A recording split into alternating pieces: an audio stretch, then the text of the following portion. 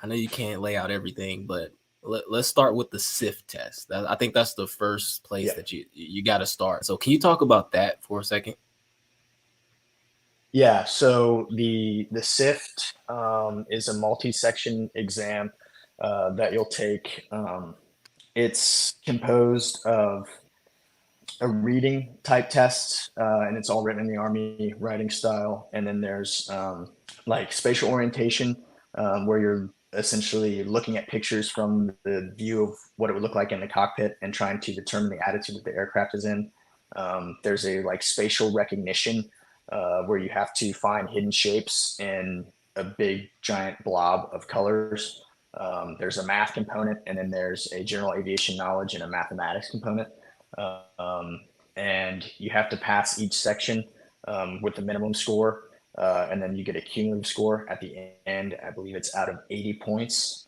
And right now, the score, from what I'm being told, that they're seeing as the average acceptance score into aviation is around a 56, I believe, is what most people are getting, maybe a little bit higher, 58.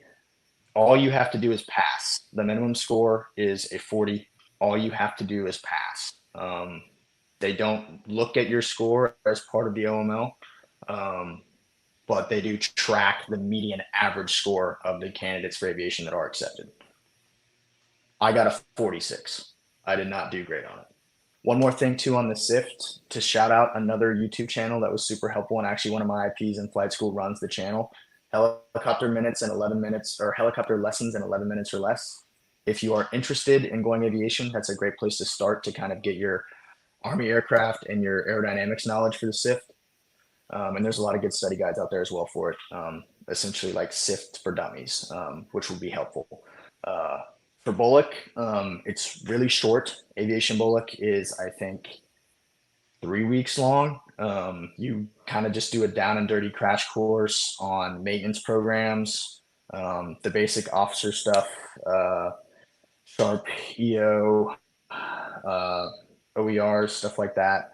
And then you go into combat vehicle identification tests. That's a big one that can hem a lot of people up. Make sure you study for that when you get there. And then it's really just a lot of class time. You're doing a lot of just sitting in front of your computer, PowerPoints, but it goes by quick. You'll take the ACFT, you'll do the 4 mile ruck, um, and it flies by. It's not difficult, compared to a lot of the other things that you'll have to do while you're at Fort Novacel. Um, it's a good time, and it's where you're going to kind of meet the preponderance of your friend group. At least in my case, the guys and gals that you go through Bullock with, will generally speaking be the same people that you're at least going through the Common Core phase of flight school with, and probably SEER as well. Just kind of depends on if you're guard, you'll get accelerated a little bit. If you're active duty, you'll generally be with the same people, uh, or very close to the same people all the way through flight school. Guard gets accelerated a little bit because they're on state funds, and so they have to go through a little bit quicker. So they'll go right from Bullock straight into SEER, straight into Common Core, straight into advanced airframe. They don't have a lot of holdover periods. If you're active duty, you can expect to have some pretty long hold periods, depending on when you arrive to Fort Novacel. If you arrive after the West Point cadets, you're going to be on a long hold because the preponderance of West Point cadets all arrive at the same time and get plugged in right away. Um, and if you arrive before the West Point cadets, I arrived before West Point, and so my longest hold that I had while I was there was 3 weeks in between SEER and starting Common Core.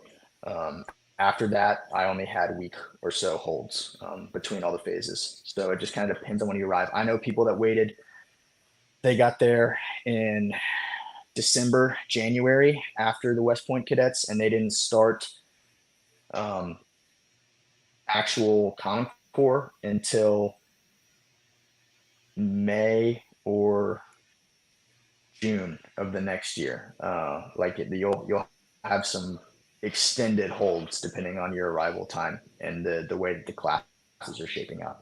It's never the same.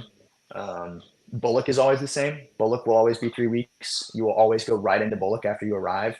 After that, all bets are kind of off on when your next thing is going to start, just because there's a lot of moving pieces in flight school, a lot. And there's so many things that can slow the process down or speed the process up that are outside of your control. So do not be discouraged if you end up sitting around for like 3 months before you go do the next thing. It happens. What does a typical day in the life of an aviation lieutenant look like? Yeah. So at flight school, it's very you're essentially on a week by week schedule.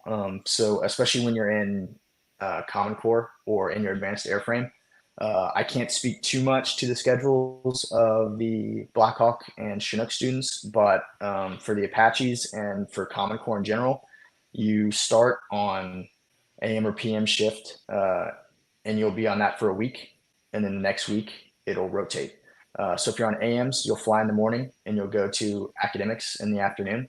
So your day will normally start at around 4 in the morning or so. And then if you're on AMs, 4 in the morning, and then you'll be done with academics by normally 1500 or so. Um, 3 in the afternoon.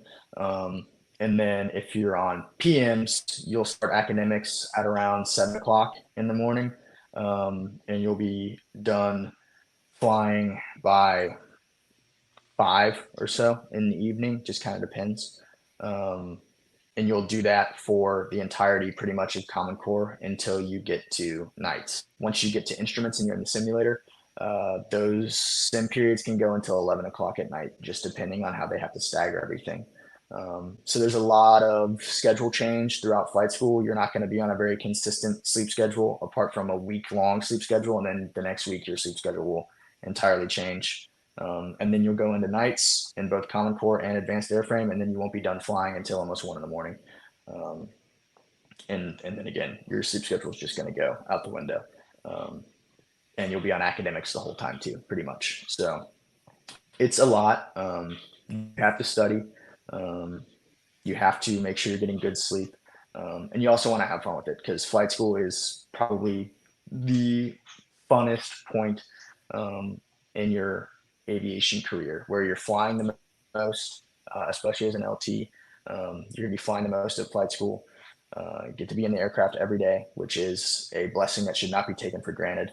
And you'll be with the same people, a very small group of people that hopefully you enjoy being around because you are with them day in and day out. I saw the same, like my stick buddy, I love him to death. I saw his face every single morning. First face I'd wake up and see. I'd get in my car, drive to flight line, and there's Stewie. And so you Shout got out to to make sure that Stewie. you got to make sure that you love your stick buddy, because if you don't, it's going to be a long road. So make sure you stay on good terms. You all do a water simulation, like a crash water simulation, and you have to survive that. Yeah. So SEER you'll do in between Bullock and starting Common Core. Um, Generally speaking, during COVID they changed that up, and a lot of guys ended up graduating flight school without doing SEER, and then having to come back once they reopened SEER. But now you do it in between Bullock and Common Core, and there is no dunker at all in flight school. They've changed that requirement. They used to do Dunker with every class. Every class had to go through Dunker as part of their training in their advanced airframe course. I believe it was advanced airframe, but they no longer do that at Fort Novacell. So you will only do Dunker if you get sent to a unit that does a lot of overwater flying. So like JDLM, we do Dunker here. Um, you will do it at Hawaii. You might you might do it at like maybe Fort Cavazos. I don't know where else there. Korea, you will do Dunker. It just kind of depends. If you're at Campbell or Bragg, you're probably not going to be doing Dunker, just because you're not really an overwater uh, unit. So it just depends on where you get stationed if you get the opportunity to do Dunker. So So you mentioned that you're at JBLM right now. What is a Hmm. typical day like at your this is your first unit, right? So what is a Hmm. typical day like as an aviator at your first unit? So I got here and got put into the S3 shop. I have not taken a platoon yet. So my day looks very different from the days of the platoon leaders that are actually in the line companies. My days consist of showing up to work and making plans, sending emails, flying when I can, when the schedule works out, just doing a lot of the admin officer type stuff, um, writing con ops, op boards, and then just trying to manage everything that's going on training wise for HHC. Like I am managing a Dunker trip right now, sending aviators to the Dunker training at Naval Air Station Whidbey Island. Um, it's a lot more of the officer type stuff that you're going to do. And then when you're a PL, obviously you're still doing the officer type stuff, but in that platoon leader role. So you're flying more, you're much more focused on aircraft proficiency and training the tactical tasks with your company to conduct missions and be proficient at those tasks. So it's a lot more flying. It's much more into the aircraft maintenance world, ground maintenance as well when you're a platoon leader. So the day in the life of a flight line PL, they normally start their days, they do PT. Depending on your unit, you may not have PT. Aviation is weird like that, but most places, from what I'm hearing, everybody's doing PT now. So that's a misconception. If you've been told that aviators don't PT, we PT.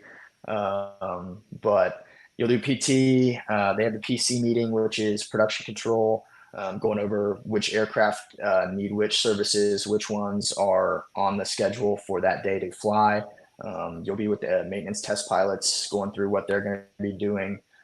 If you're already a PI, RL progressed all the way from RL3 to RL1, you can be on the maintenance PI list where you're just kind of sitting around waiting for an MTP to call and say, hey, I have to go do this test on this aircraft. I need a PI that wants, 30 minutes of flight time. Come hop in. So it's a much more uh, day by day, everything's going to change type role than where I'm at. I know my schedule and my tasks, they stay roughly the same because I'm in S3. So I can have a very nice agenda. Obviously, there's always a surprise. There's always a fire to put out. But for the most part, my day is very much cut and dry. I know exactly what I'm going to go in and do that day. Once you're into that flight line PL, at least from what I've seen, you're much more kind of on your toes. Just whatever comes down the chute, that's what you're doing that day. So it's exciting. It's fun stuff.